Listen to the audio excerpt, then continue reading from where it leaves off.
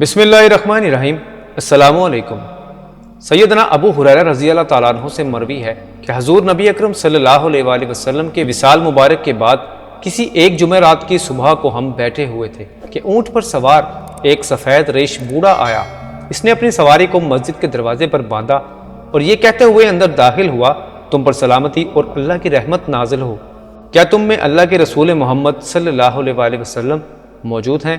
حضرت علی رضی اللہ تعالیٰ عنہ نے فرمایا، اے حضور صلی اللہ علیہ وسلم کے بارے میں پوچھنے والے، تجھے آپ صلی اللہ علیہ وسلم سے کیا کام ہے؟ اس نے کہا، میں یہودی علماء میں سے ہوں اور 80 سال سے تورات کا مطالعہ کر رہا ہوں۔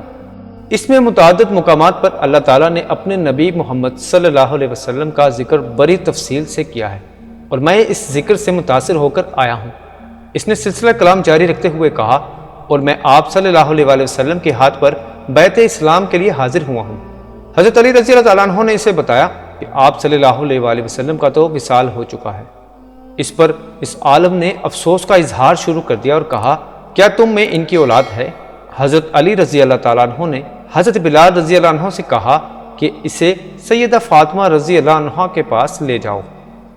وہاں جا کر اس نے اپنا تعارف کروایا اور اس خواہش کا اظہار کیا کہ میں آپ صلی اللہ علیہ وآلہ وسلم کے کپڑوں میں سے کسی کپڑے کی زیارت کرنا چاہتا ہوں۔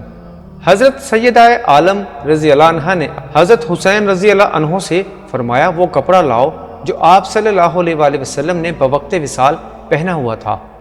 جب وہ کپڑا لایا گیا تو اس عالم نے اسے اپنے چہرے پر ڈال دیا۔ وہ اس کی خوشبو کو سونگھتا اور خوشبو سونگھتے ہوئے بار بار کہتا کہ اس صاحب سو پر میرے ماں باپ قربان ہو۔ اس کے بعد حضرت علی رضی اللہ عنہ سے مخاطب ہو کر کہنے لگا، حضور صلی اللہ علیہ وآلہ وسلم کے اوصاف جمیلہ کا تذکرہ اس طرح کرو کہ گویا میں انہیں دیکھ رہا ہوں۔ یہ بات سن کر حضرت علی اپنے جذبات پر قابو نہ رکھ سکے اور شدت کے ساتھ رو پڑے اور کہنے لگے، اے سائل، خدا کی قسم، آپ کی زیارت کا جس قدر تجھے اشتیاق ہے، مجھے اس سے کہیں بڑھ کر اپنے حبیب صلی اللہ علیہ وآلہ وسلم کی ملاقات کا شوق ہے۔